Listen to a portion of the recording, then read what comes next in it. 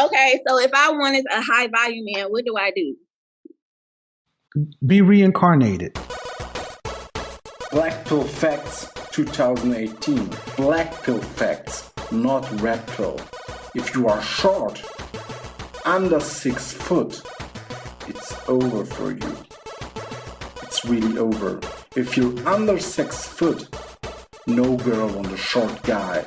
I'm supposed to settle for a regular type dude. How tall are you? I am 5'3". Dress size? A 10. How much did you weigh last time you weighed yourself?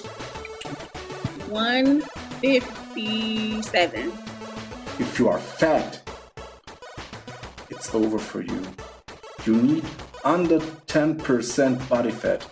If you don't have under 10% body fat, it's over for you. Fresh face out of the shower, just your natural face. On a scale from 1 to 10, what would you rank your looks? Natural face. Okay, fresh face out of the shower, your natural face. You can't use 7. What would you rank yourself? 1 to 10. A 6. Okay. A 6 is right above average. A 5 is average, right? You're 5'3", 100, a dress size 10, so that's above average weight. 5'3", you should be roughly dress size 4.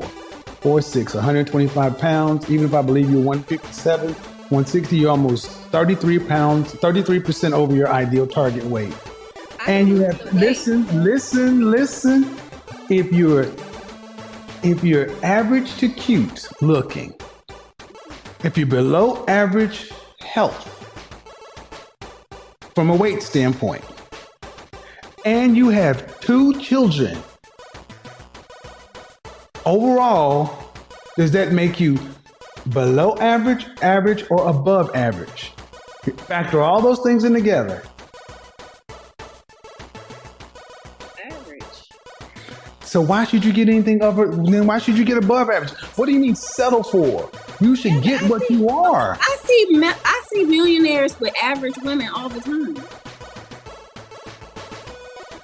They don't have big chest tattoos either, and 2 other kids. If you are poor, if you are really poor, it's over for you. Wage cacking, if you have a normal, decent job, that's not enough. Did you go to college? No, I didn't. Okay, ma'am. I have my own business. Congratulations. Don't care, ma'am. You got 2 children, and you said you are 6. I give you 5, 6. Your numbers together would be average. So why? So an average man would be upgrading to get you? Look, I didn't say I'm asking, ma'am, because we're just having a conversation. You said you'd be settling, so by extension, he would be. So I guess we'll be settling for each other. If you are ethnic, Asian, or Arabian in a white populated country, it's over. If you are black or Arabian or look like an ISIS boy, it's over for you. It's really over. No girl wants a Syrian guy. No chance. Man, I'm just saying. Okay, I want to. No. I mean, let's be honest. Why should an average woman say she's settling for an average man? If you have a low IQ, if you are a dumb as fuck, it's over for you too.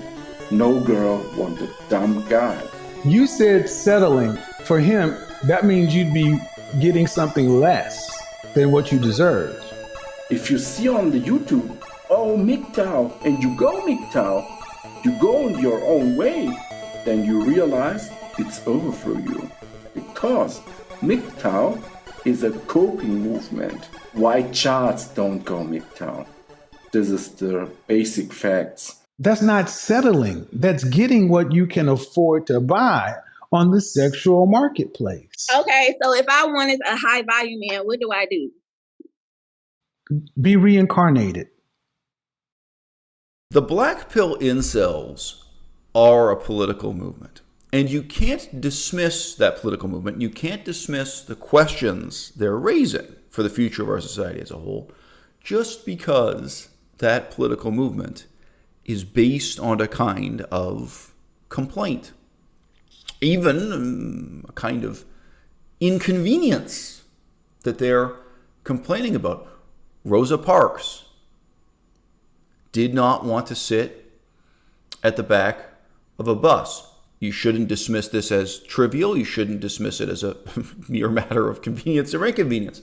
It raised a fundamental question. It pointed out a fundamental absurdity in our society. And as a result of her refusal to sit at the back of the bus, in some ways, our society started to change. Complaints matter. Complaints instigate political movements. Complaints make people question things that had been to them up to that moment invisible. Now, the problem is the Blackpill incels are fundamentally misperceiving the society that they would criticize, that they're seeking to transform, and they fundamentally misperceive themselves. They are a left-wing social justice warrior movement that, strangely, perceives itself as conservative, perceives itself even as right-wing, as alt-right, as vaguely fascistic. Well, think about what they're trying to do, for example, in relation to heightism. Left-wing social justice warriors complain that there is a kind of prejudice against obese women, against fat women in our society.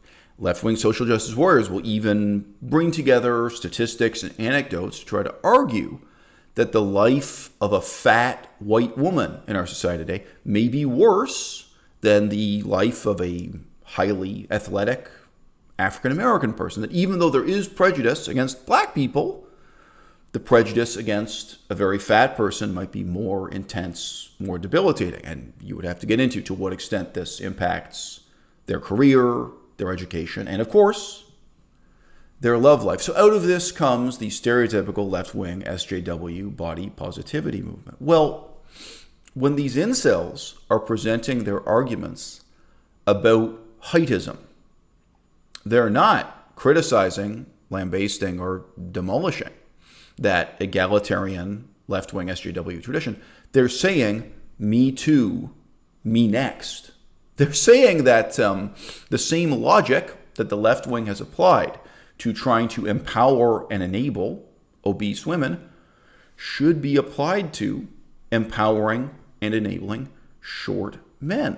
And they put together statistics and they put together anecdotes showing that heightism is a real problem in our society, and that the heightism is flagrant and unrepentant, like the cruelty and bullying of tall people towards short people, of even of short women towards short men, right? This kind of thing.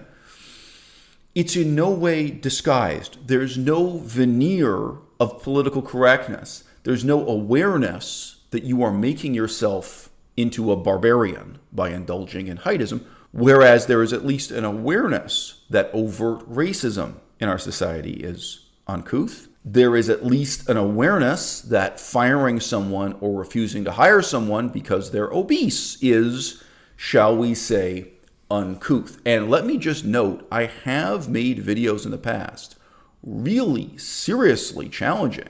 Why is it in our society nobody cares it's legal to discriminate against people on account of how sexy they are, on account of how beautiful or how ugly they are? That actually ugliness, it's a valid reason to fire someone. It's a valid reason to not hire someone in the United States of America, and broadly speaking, throughout the Western democracies of the world. So the concept that short men endure a kind of bias against them, the concept that the ugly of all genders endure a kind of oppression in our society, I don't think anyone can even dispute that, right?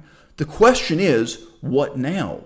What next? And paradoxically, the incels, including the Blackpill incels, while they identify as right-wing, they not even conservative, as a far-right extremist movement, what they're actually doing is a new form of left-wing, egalitarian, social justice warrior discourse.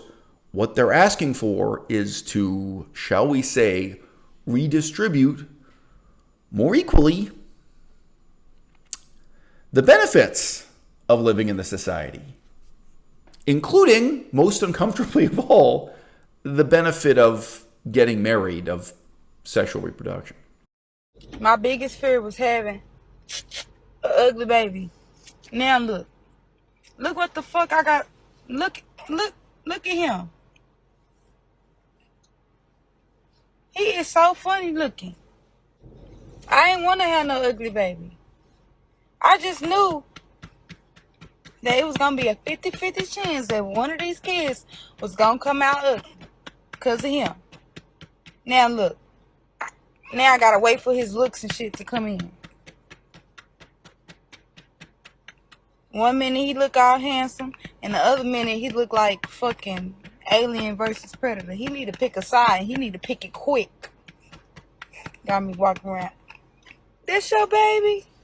Oh, bless his heart. Yeah, I know what that shit mean. I'm sorry, your daddy marked you. You look like him. It's cool though. Woo, Father God, in the name of Jesus, let him grow up to be handsome. Cause right now I'm just he not feeling it. He don't look shit like me. I'm not ugly. And I wasn't an ugly baby. Your daddy need a whooping. He need his Let me call your daddy. We about to call your daddy. Cause this right here, this shit don't make no sense. Like, I'm sorry. I'm sorry. You shouldn't have to go through this. Hello? Why the fuck do my son look so funny looking? What you mean? He funny looking. You ain't right. What you mean? What the fuck? You ain't right. Bro. I'm sorry. What? My son look like you, and he just not all that cute right now. One of the leitmotifs in the Blackpill discourse that you hear again and again and again is nobody can understand us except us. Some of this comes out of empirical experiences we can all sympathize with. Some of these guys talk to their own mother about their problems. Their mother doesn't understand. Some of them talk to their own grandmother. The grandmother doesn't understand. Some of them are forced to talk to a psychiatrist, talk to a therapist, talk to a counselor, and guess what? She doesn't understand. It's most likely it's going to be a woman describing this struggle they may have empirically had the experience many, many times of presenting their case and the person on the other side just having zero sympathy, zero empathy, zero curiosity, zero patience, zero interest. I get it. But it's in this respect that the comparison between, say, African Americans and their struggle for equality and the Blackpill Incels and how they think of their doomed social justice movement, it's here that they start to become strangely asymmetrical. I think there's a very meaningful sense in which white Americans do not know what it is like to be black in America and never will, where they can just never, they can never sympathize, not even if they try. And I've spoken to many white Americans who had PhDs or other very high levels of attainment in education. And they say things that are politically horrifying to me. And this has happened many times in many different scenarios, people talk to. And I've just challenged them. I was saying, tell me something. If you had grown up as an American Indian on a reservation, if you had grown up Navajo, do you think you could be saying what you've said just now? If you grew up black in Baltimore, like, do you think you would have said to me what you said just now? Where I'm not refuting what it is they're saying. I'm just pointing out the extent to which their perspective is utterly built on this bizarre, frankly, privileged white American experience. The extent to which they are blind to the way in which their own experience in life has fostered, frankly, political delusions. Delusions that, from any other perspective, any detached perspective, are laughable. Okay, so there's a real problem there. It's a real problem, I would say, in every multicultural society to some extent, but in a multicultural society that is built on a history of genocide of the indigenous people and race slavery, it's an incredibly intense, incredibly deep problem. It's more of a problem in the United States of America than it is in Switzerland, okay? I know the plight of the Romanche within Switzerland. But let's be real here, people. The Blackpill incels are wrong when they claim that in this same way, no one understands their experience, no one understands their struggle but them. No, we all do understand it. We all do relate to it, and that's why we despise you. We all have been through it. You can meet the most objectively gorgeous blonde woman. Let's just say a woman who looks like she could be a model. I've known a few different instances of this. And as you get to know her, something Blackpill incels never do, something incels generally never do. They don't have the benefit of really having female friends. And I mean friends. Not lovers, not girlfriends, not prostitutes. Women you just relate to as your friend. You can meet a woman who's gorgeous, but she has a chip on her shoulder all her life because when she was 16, her older sister, who was 20, was better looking than her, and they would go everywhere together, and all of the male attention would be directed at her older sister. And it doesn't even matter if today it's the younger sister who's better looking and maybe the older sister gained 100 pounds. Whatever the story is, doesn't matter. Maybe for just 4 years when she was a teenager, she went everywhere feeling like she was the ugly, nerdy, awkward younger sister of this gorgeous creature who got all the male attention. And maybe consciously or unconsciously, she had a crush on, she desired the same guys her older sister was talking to, whether or not even her older sister was involved with them. The type of sorrow, the type of suffering, the experience of being mogged.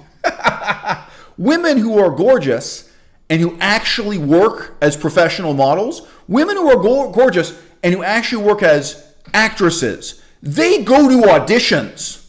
And guess what? Everybody else at the audition is just as good looking as they are. They can go to these auditions and feel like everybody there is more attractive than they are, right? Coles to Newcastle. Once you're at that level of being physically attractive and you put yourself in that situation, you can have these same experiences where you're the one being snubbed, you're the one being rejected, you're the one being turned down, you're the one who feels like you can never be good enough. I know this is an extreme example. I know it's hard for you if you're an incel yourself to relate to this. If you're ugly, it's hard to sympathize with and relate to the lives of beautiful people. But what I'm saying is the other way around is easy. Beautiful people and normies, that whole end of the spectrum, they all have the experience of loneliness. They all have the experience of rejection. They all have the experience, even if it was just for 6 months in one time of their life, of being an incel and thinking the same thoughts you guys are thinking and resenting it and feeling hopeless and feeling aimless, all right? They can relate to what you're going through. They can empathize. And that's why they hate you, okay? White Americans will never have the experience of being African American for 6 months. You can't have that experience, for 6 months. By the way, I can go and live in Vietnam for 6 months. I can go and live in Laos and Cambodia for 6 months. But I don't experience what it's like to be Vietnamese. I don't experience what it's like to be Cambodian. I can work on the same rice farm with them, and I'm still 2 feet taller than everyone else working on the rice farm. But I bring with me my own perspective, and I can't escape it. But every single one of us Chad, Stacy, the normies, and all the rest. All of us know what it's like to be an incel. And that's why we despise you. That's why we laugh at your claims, at your would-be social justice warrior movement. Because we cannot accept that what you're saying is an injustice truly is. Maybe I'm just getting fed up with all these open world games in general, because it's all the same thing.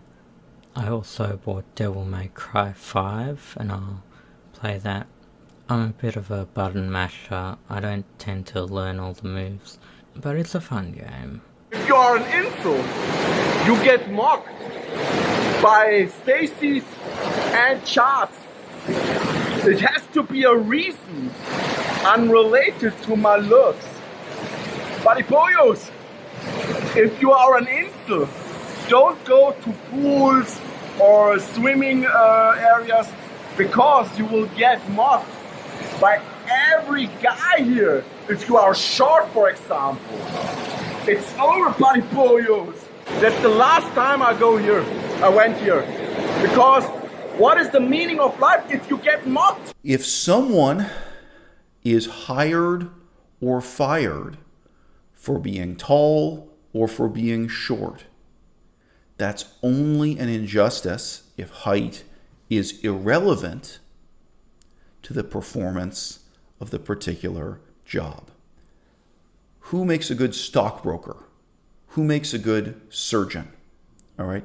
You can be 5'1" and be a great stockbroker and be a great surgeon. And there's an argument that there should not be prejudice against people who are short in medical school, in business college, in the competitive world of investment, finance, trading stocks, and so on. Right. If you want to get on the basketball team, height matters. If you even want to lift boxes onto shelves in a warehouse, height and physical strength matters. I've applied for a lot of jobs that said must be able to stand continuously for 4 hours, must be able to lift 20 kilograms, must be able to move. I've applied for plenty of those jobs myself. All right. It's only an injustice when the criteria are irrelevant. And with human beings choosing other human beings for sexual reproduction, everything is relevant. Your appearance, your height, it is relevant, and it even is hereditary. And you know it. So your claims that this is an injustice ultimately fall on unsympathetic ears. I say very briefly now what I've said in other YouTube videos at greater length. The final conclusion of this analysis, I think, of any sincere analysis of the Black Pill movement is this. You have to focus on the difference you can make. You can't change your face. You can't change your height. What you can change, intellectually and ethically, is who you are. You can be a better person. You can live a better life. You can start taking responsibility for making the world a better place. And for 95% of you, that's going to begin with quitting video games.